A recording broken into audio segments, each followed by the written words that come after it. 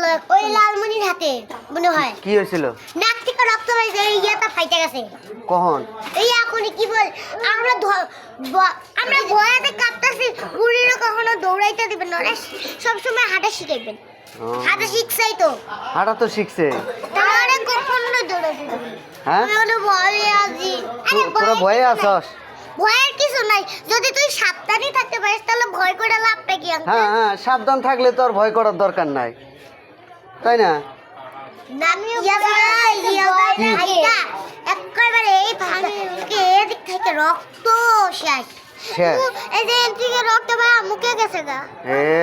না, এর থেকে রক্ত বের এই জায়গাটার মুখটা, এই ঠোঁটগুলো আর নাকটা ভর্তি একই। তাও নাক থেকে পড়তে আছে এই দিক যাই আঙ্কেল, এই দিক যায় তাহলে না সর্বনাশ হয়ে গেছে।